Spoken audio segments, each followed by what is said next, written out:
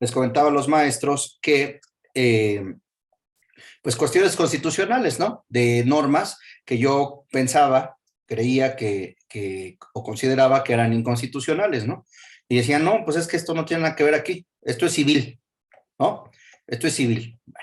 Entonces, con la constitucionalización del sistema jurídico, pues en la actualidad nos tenemos que actualizar como abogados y tenemos que litigar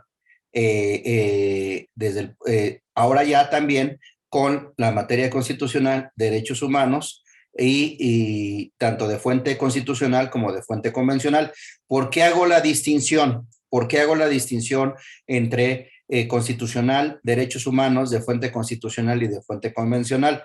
Porque la Constitución no solo prevé derechos humanos, también establece principios constitucionales, ¿no? Entonces, el conflicto que puede darse en los litigios no solo es entre derechos humanos, sino también puede ser entre derechos humanos y principios constitucionales. Por ejemplo, les pongo un ejemplo. El conflicto que se da entre el artículo 5 de la Constitución, es decir, la libertad de trabajo. Yo tengo derecho a dedicarme a lo que yo quiera, ¿no?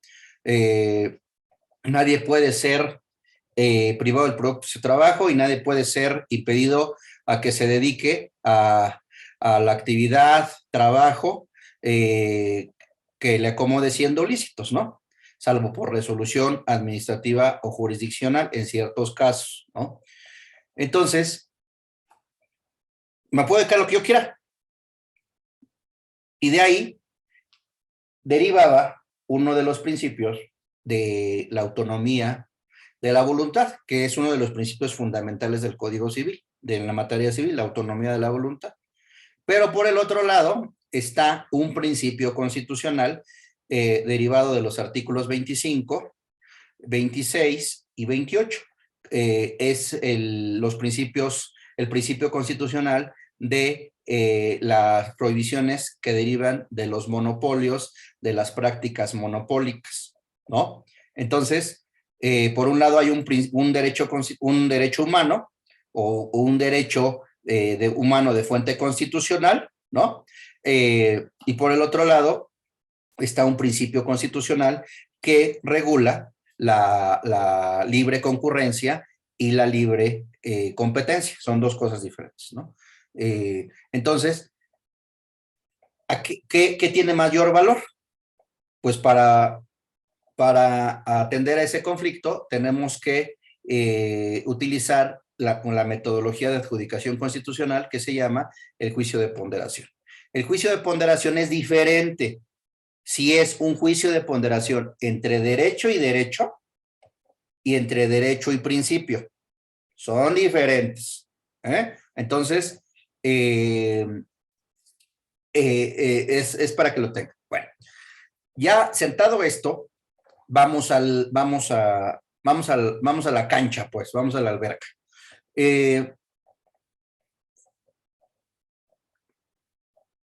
Vamos a hacer el ejercicio de la siguiente manera.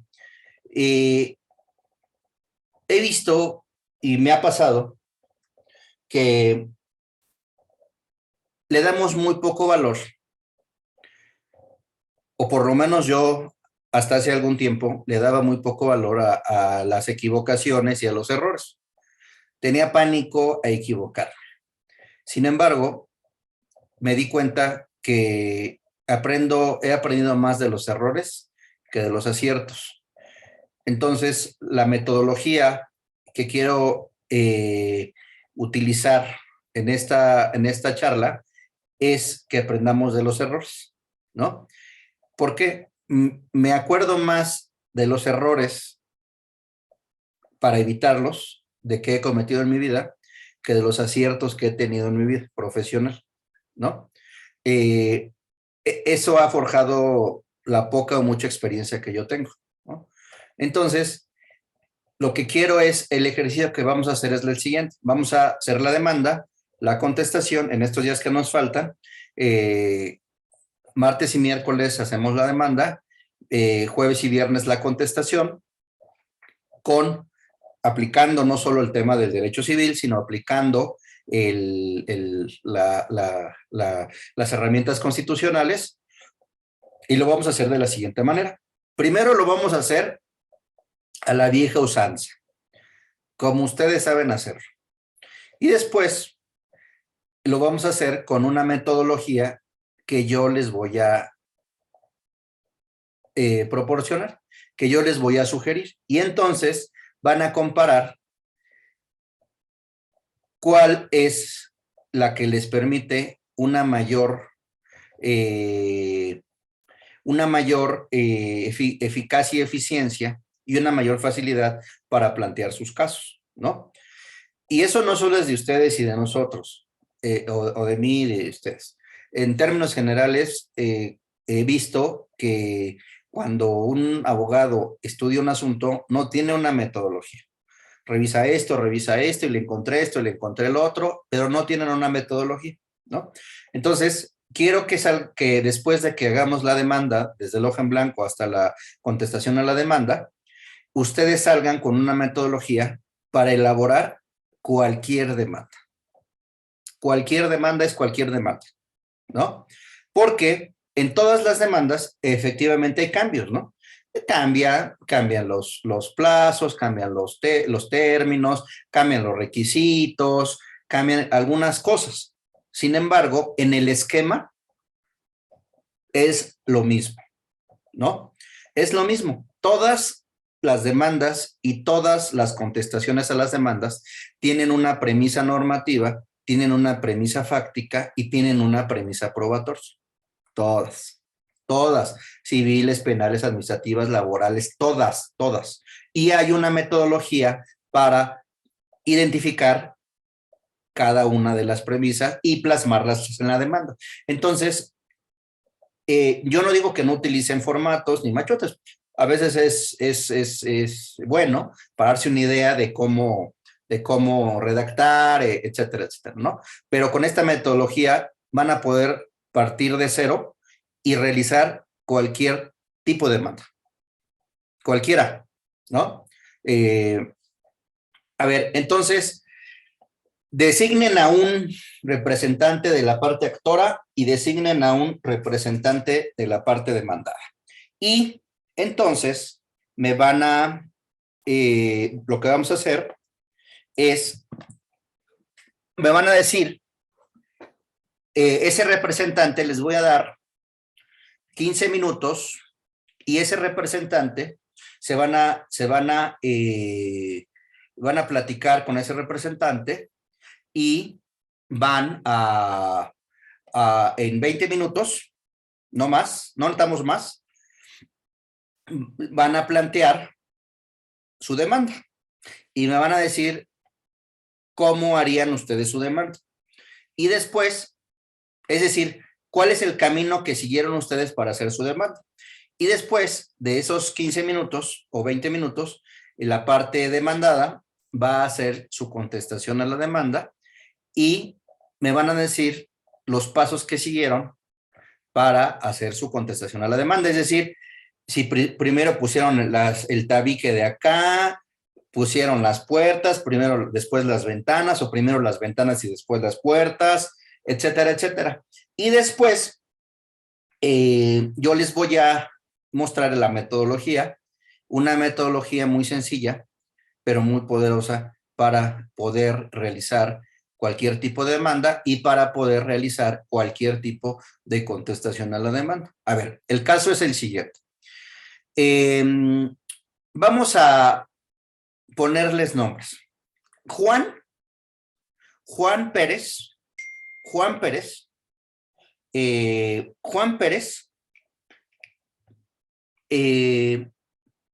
es propietario de una casa. Tiene una escritura pública inscrita en el registro público de la propiedad desde el año 2000.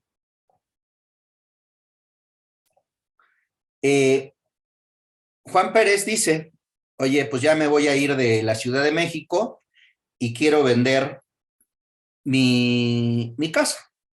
Ya estoy grande, quiero vender mi casa y voy a comprarme un departamento en la playa. Entonces, les encomienda al despacho de los actores, les encomienda pues hacer el análisis para la venta, ¿no? El análisis legal para la venta. Entonces, los abogados de la parte actora se encuentran con que lo primero que hace un abogado cuando va a haber una venta, lo primero que hace es enséñame el testimonio o enséñame la copia certificada del testimonio de la escritura pública. Primero, ¿no? Primero. Segundo, saca una constancia de folio real en el registro público de la propiedad. Tercero, obtiene un certificado de existencia o inexistencia de gravámenes en el registro público, ¿no? Si son inmuebles que fueron inscritos antes de los 70s, 80s, no están en folios reales, están en partidas, ¿no? O sea, en libros, pues. Y entonces, pues piden una copia certificada de la partida, ¿no? La partida es una hoja, ¿no? Para ponerlo en plata, pues. Entonces, lo que hacen es eso, ¿no? Ya después al gestor le dicen, bueno, pues chécate el tema de que no haya adeudos. Más bien lo hace el gestor de la notaría, chécate que no haya adeudos de agua, adeudos de predial, etcétera, etcétera. Pero el abogado normalito lo que hace es pide la copia certificada de la escritura, del testimonio o de la escritura. Constancia de folio real, certificado de existencia o inexistencia de gravámenes. Eso es lo que es. El abogado es el normalito. El abogado un poco más precavido, lo que hace es, a ver, espérame, pero es que, pues yo he visto en otros casos que el testimonio no coincide con el original. El testimonio puede ser falso. Entonces, solicita una copia certificada del libro en donde está plasmada la escritura pública. ¿En dónde la pide? Si no han pasado 5 años en la notaría, donde fue expedido la escritura, y si han pasado más de 5 años, lo pide en el Archivo General de Notarios, ¿no? ¿Eso dónde está? En la Ley del Notariado para la Ciudad de México, ¿no? Ahora, si todavía es un abogado más avesado y más meticuloso, el abogado, además de todo lo anterior, va a hacer una búsqueda de juicios, ¿no? Una búsqueda de juicios relacionados con la parte vendedora, o sea, con su cliente, y con la parte compradora, ¿no? En caso que la tenga, ¿no? Entonces va a hacer una búsqueda. Va a hacer una búsqueda en los buscadores comerciales que existen. Por ejemplo, no le estoy haciendo propaganda, pero pues, hay Poder Judicial Virtual, Búho Legal, hay otras, ¿no? Hay diversas plataformas, ¿no? Hay unas de búsqueda rangos de búsqueda más amplios, otros más cortos, hay unos que son de los estados, de la Ciudad de México, etcétera, etcétera, ¿no? Bueno, ya si el abogado todavía es más meticuloso y todavía es más avesado, además de eso, pues empieza a buscar las actas de nacimiento y las actas de defunción, ¿no? Y las actas de matrimonio. ¿De quién? Del comprador y del vendedor, ¿no? ¿Por qué? Porque si, por ejemplo, su cliente, el vendedor, está casado, pues hay que ver bajo qué régimen, si está casado bajo régimen de sociedad conyugal o bajo régimen de separación de bienes, ¿no? ¿Por qué? Y hay que ver si está casado bajo el régimen de sociedad conyugal, hay que determinar si hay o no capitulaciones matrimoniales, ¿no? Y si hay capitulaciones matrimoniales, hay que determinar si el bien inmueble que va a vender lo adquirió dentro o fuera del matrimonio y si está dentro o no de la sociedad conyugal. ¿Por qué? Porque si está dentro, pues la esposa tendrá que firmar, ¿no? También. Porque si no, la compraventa pues va a ser nula, ¿no? Va a ser declarada nula. También ver si el vendedor, ¿no? También, si el vendedor también tiene esposa, no tiene esposa, está muerto, está vivo, porque a veces hay homónimos, a veces son muertos, ¿no? Y entonces cuando les reclamas el pago, pues ya está muerto. ¿A quién se lo reclamas? ¿No? Ok. Entonces hasta ahí el actor. Y el actor se da cuenta cuando hace esa investigación. Bueno, me faltó algo decirles. Por el tema de la búsqueda de los juicios, no solo es para ver si existe una contingencia respecto a su cliente, sino también si existe alguna contingencia respecto al comprador. Porque a lo mejor el comprador tiene demandas. Me ha pasado, ¿eh? Me ha pasado que el comprador tiene dos, tres demandas, dos, tres ejecutivos mercantiles, tiene especiales hipotecarios y ya están en ejecución de sentencia y ya les van a embargar o le están buscando bienes, ¿no? Entonces, quién sabe con qué va a pagar, ¿no? Bueno, entonces, de ahí se dan cuenta los actores, que al momento de hacer esta investigación, el inmueble tienen su escritura, bueno, tienen su testimonio o su copia certificada del testimonio de la escritura, sí, está a nombre de su cliente, de Juan Pérez. Sin embargo, cuando revisan el folio real sigue a nombre de Juan Pérez. Pero el certificado de existencia o inexistencia de gravámenes, ahí ya aparece la transmisión de la propiedad, la primera. Es decir, que supuestamente Juan Pérez, el día de ayer, le vendió a Pedro Pablo, ¿no? Juan Pérez le vendió ayer a Pedro Pablo. Bueno, vamos a ponerle que le vendió el viernes pasado a Pedro Pablo. Y entonces te dicen, oye, ¿cómo va a vender este cuate si ya transmitió la propiedad? Y entonces, de ahí, ustedes se voltean con el cliente, los actores, y le dicen, oye, ¿sí ya lo vendiste? No, ¿cómo que ya lo vendí? Claro que no, claro que no. Y entonces, inmediatamente presentan una denuncia.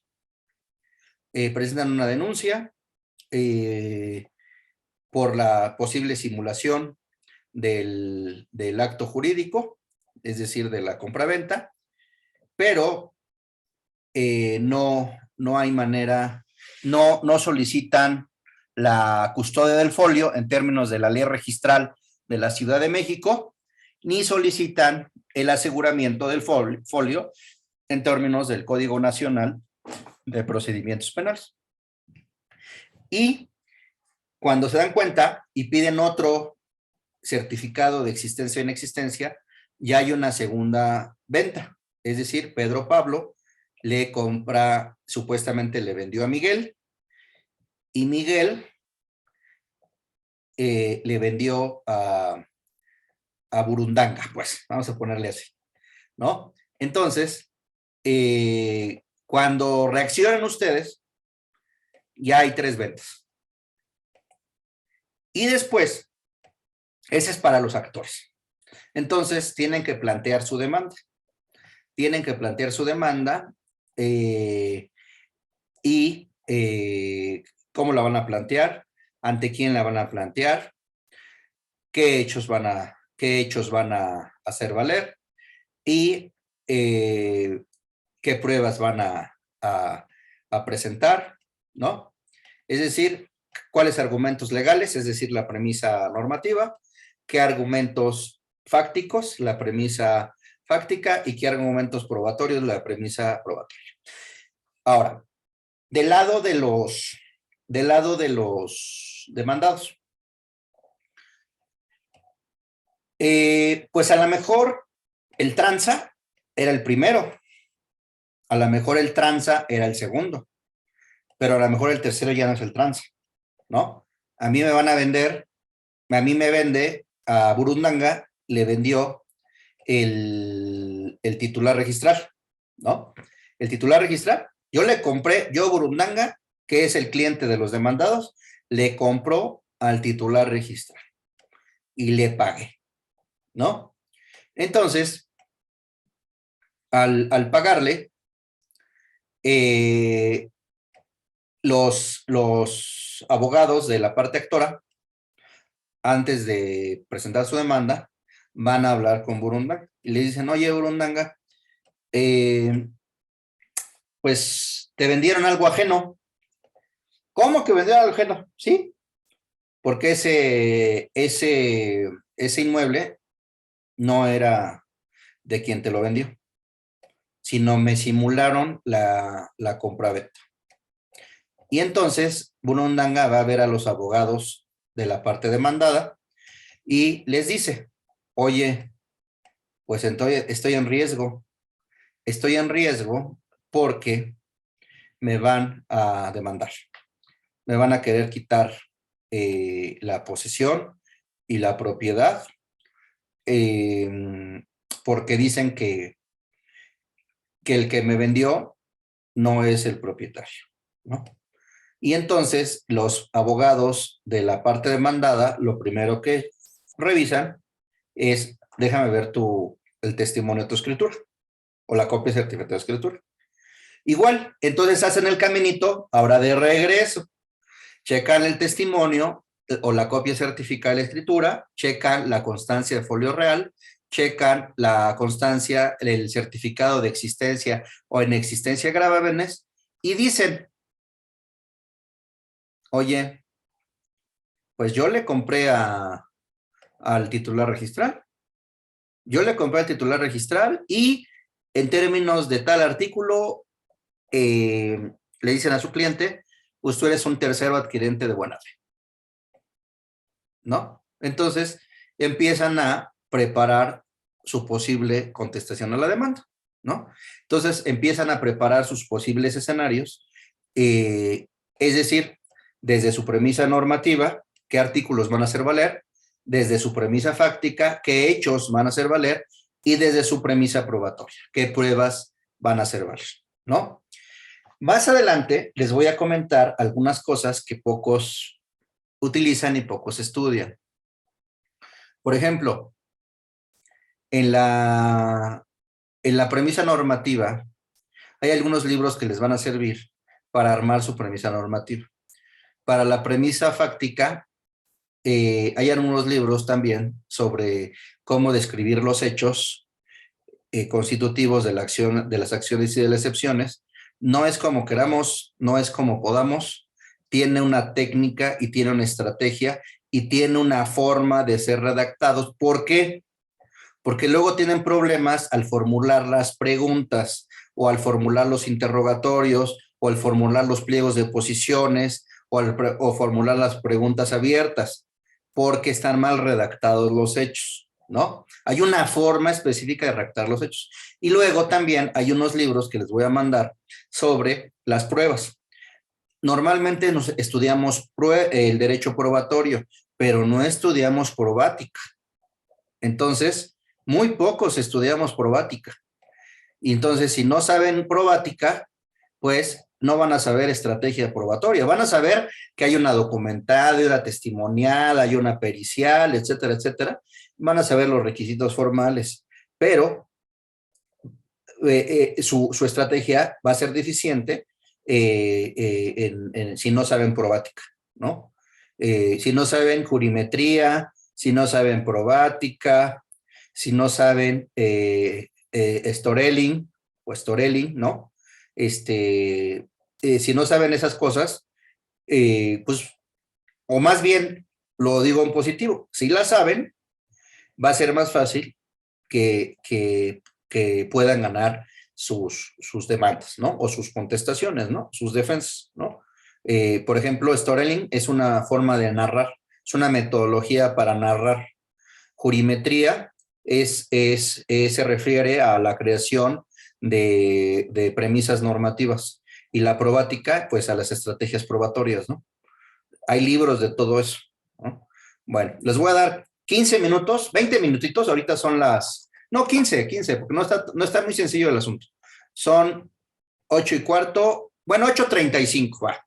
8:35, pónganse de acuerdo quién va a ser el representante de la parte actora y quién va a ser el representante de la parte demandada, y me van a decir cómo van a hacer su demanda. Y yo la voy a plasmar en papel. Y después ya les enseño el método. Entonces, 20 minutitos.